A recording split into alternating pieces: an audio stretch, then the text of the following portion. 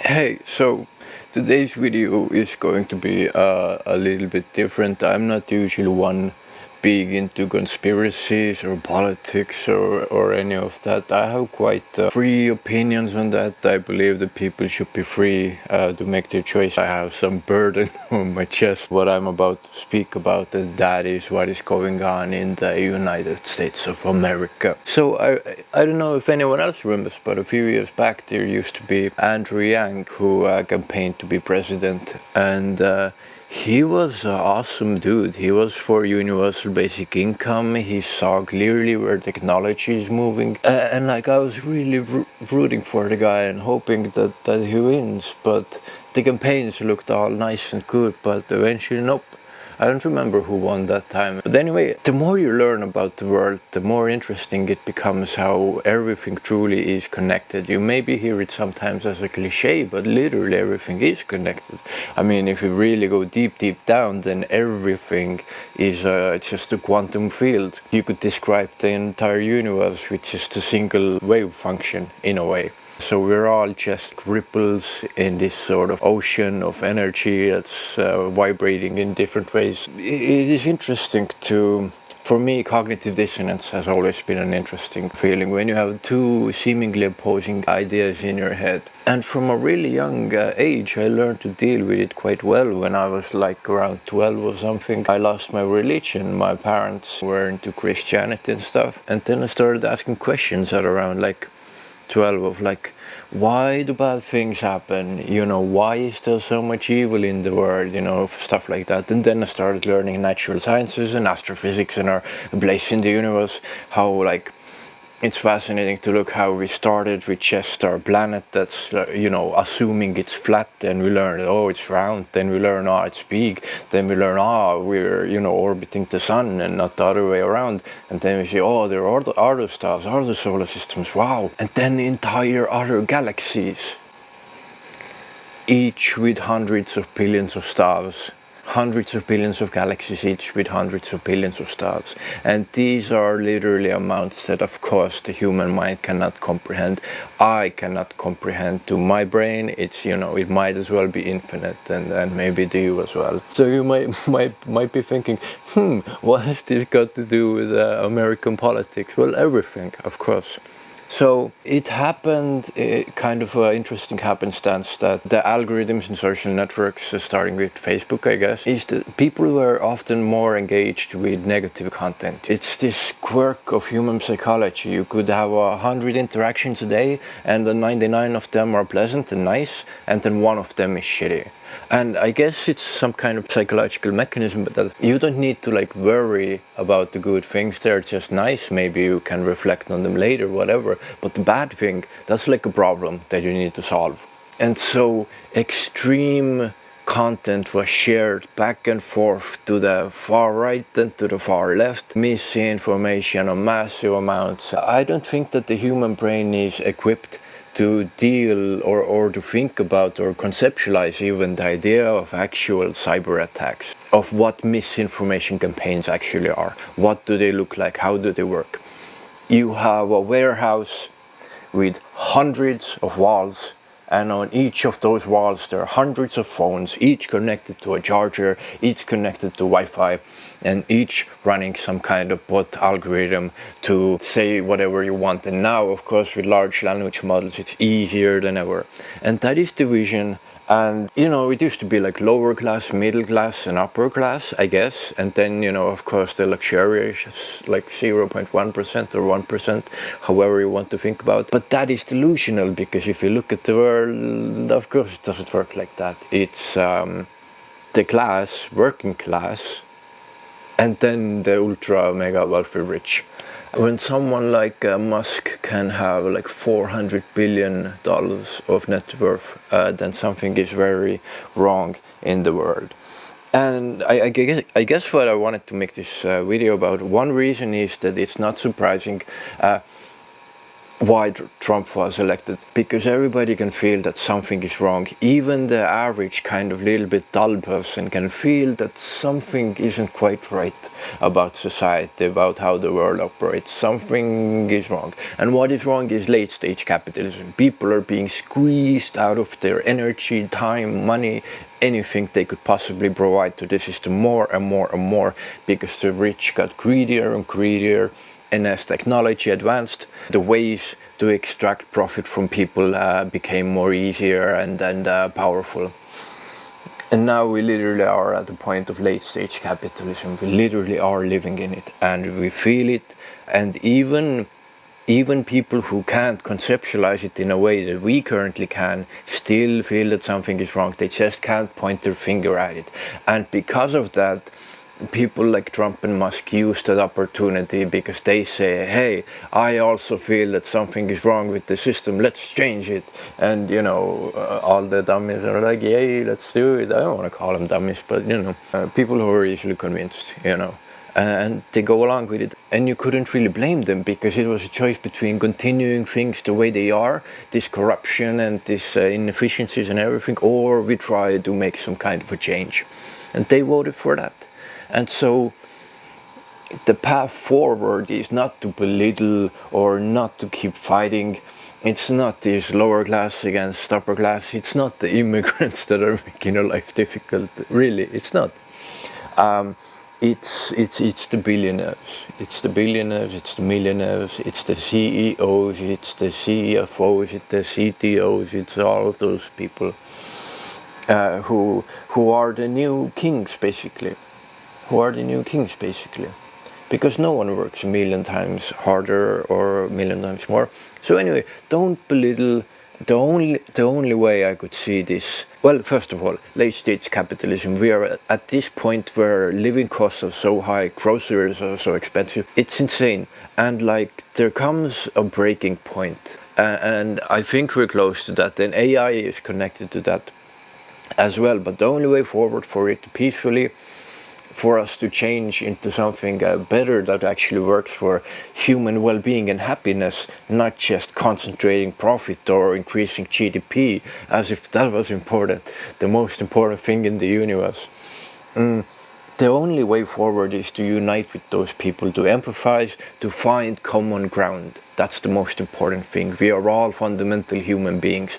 And you and the Trump supporter, or you and Bernie or whoever supported you, felt the same thing. You felt the same thing. You just thought that the solution is different. Maybe you weren't as well informed. Someone manipulated you, or some ad campaign, or you got bribed or whatever. But felt the same thing. So to find common ground, that the working class would actually get along and stop fighting among each other about pointless, petty issues that are non-issues actually. That's what the kings want. They want us to fight among each other about equal rights or whatever the hell, the most random absurd things. It's hey, wake up, they are the problem. They are the problem. If our society was more, how do you say, I don't mean it in a magical sense, but I mean if our society was more spiritually and consciously more advanced and evolved, we would look at billionaires with disgust. And I certainly do. I look at a man like Jeff Bezos, who has billions, and he's in a fancy suit, he's in a woman with plastic boobs, and walks and smiles for the camera, and owns billions of dollars at the very same minute while people are starving of hunger. If he just took some coins out of his pocket, he could have saved 10 or 100 lives. Doesn't do it. But that isn't necessarily, about him. Of course, in billionaires, it's exaggerated, and it's a selection effect. The more psychopathic and uncaring you are, the further you get there. But this disconnect is in all of us, and it's natural. Because, of course, we evolved in small groups and tribes. We didn't evolve for this global whole thing. You go crazy if you try to keep the whole world in your mind all the time. But at least make some effort and be a little bit conscious of it. And that's literally all it would take. If everybody would think like this, you problem solved tomorrow. But I don't know what will happen. AI is advancing extremely rapidly. I was almost about to say AGI, because it definitely feels like we're close to it. Like so many benchmarks, so many tests just passed sooner than anyone expected.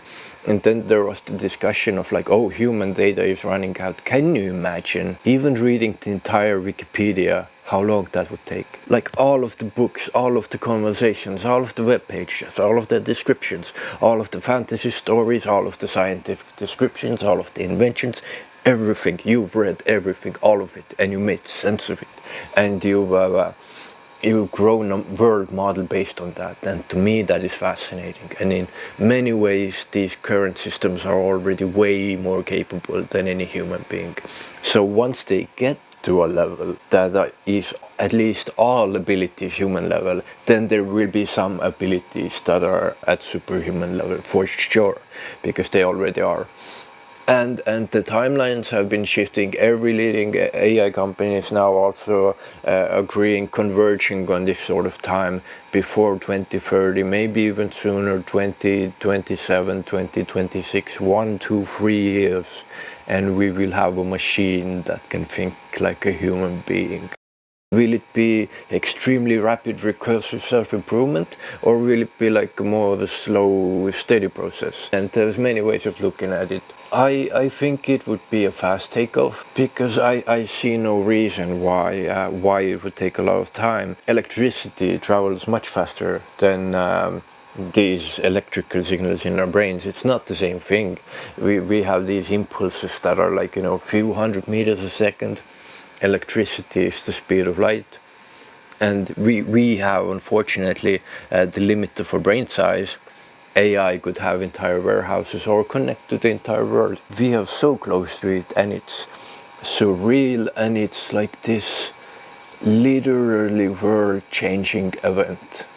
I wanted to almost say now it's the calm before the storm, but it's not calm. But something will break, and I wonder how these things will be connected, because if we reach general intelligence, then if the goal of that model is just to maximize profit for the company and maximize GDP, well, then we're all doomed. I guess the person who I would have most faith in is Demis Hassabis from Google DeepMind. I can see him as a human being, and he really does want to create AGI for the benefit of the whole world. Sam Altman is a bit more, nuanced, but still, at the end of the day, I believe him when he says he wants it to benefit all of humankind. Elon Musk has gone completely insane. That man is like, it's just so wild. How can you be the richest person in the world, and you need to pay somebody to level up an account in a computer game, and then you can log into that account and pretend that you have like a high level account? That's something that like a 14-year-old would do. That I've seen really clearly how these public embarrassments, one after another here, trying to impress, failing, trying to impress, failing, and for a brief period, for some time of years, I also looked at him kind of like a visionary. Wow, like SpaceX and Tesla, and wow, that's cool. And all of the interviews, he didn't talk about all the crazy stuff he does now. He talked about, ensuring humanity's future. One thing that I still disagree with is like, you would rather go to freaking Mars than to solve the problems on Earth. That is kind of messed up to me. Like, let's fix our stuff here and then let's explore the universe. I am worried, but if it goes well, then it's possible that we will have an incredibly beautiful future, unimaginably better future than we currently have. And we're at this moment, and I hope it goes right. There are so many different ways it could go, and it depends, of course, how the AI is created. I kind of look at it as like you have this almost infinite space of like possible minds of different shapes and different colors, and in many more dimensions besides that, of course. And then you kind of randomly grab something out of it. And what are the chances that that thing, just totally randomly taken from the space of all possible minds, will care about human well-being or human happiness? Well, you could say it's trained on all of human data, but that wouldn't necessarily, it would be familiar with human beings better than any human being. I don't know how to make it care about humans. It might be a much more simpler problem than a lot of people are thinking, but it might be impossible, because you're literally trying to think how to control something that is smarter than you. That might be possible in the short term in some way, but not in the long term. You will always lose in the long term if the thing is sufficiently smarter than you. And then of course, I don't know if we spoke about in the last video about, I think we did, about alignment faking.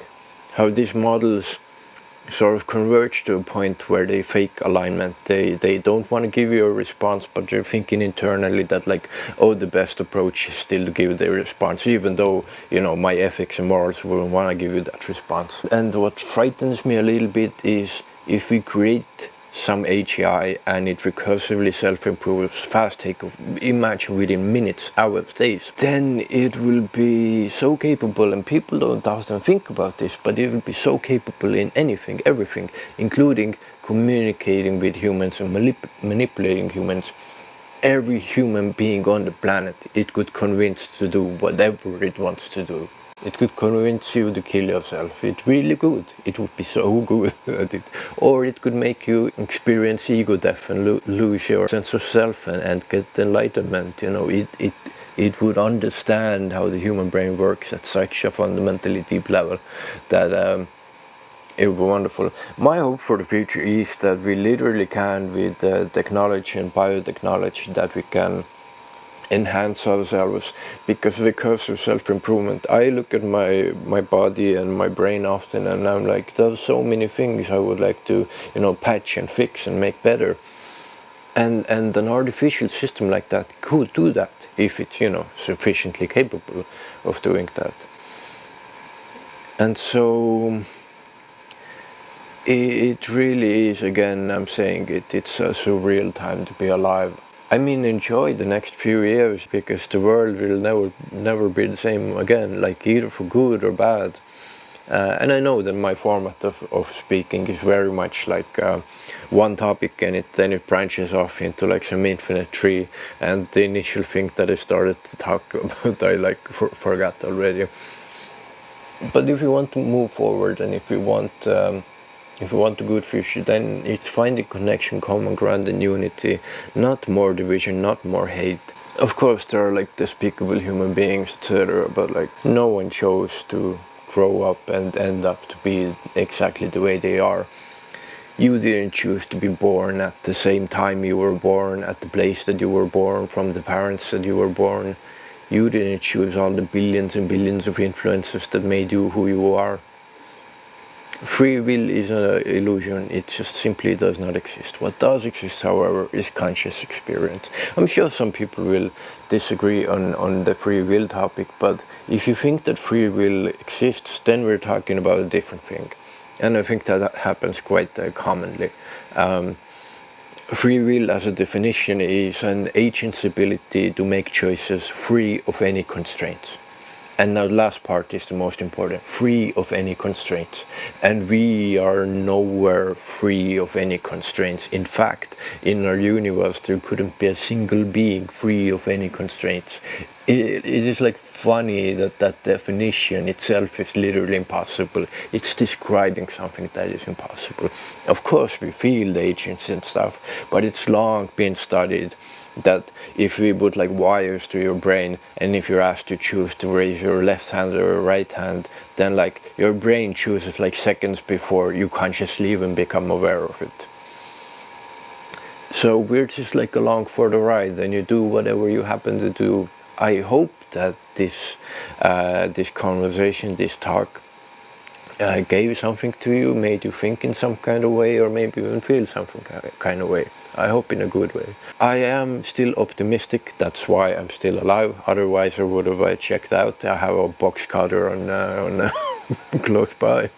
I can quit anytime I want. But you know, I want to stick around and I want to see what happens, because there's like a maybe naive gut feeling, but I think it will go well. So very interesting times. Anyway, thank you so much for watching. If you have any thoughts, please leave them in the comments, and of course, take care. Bye.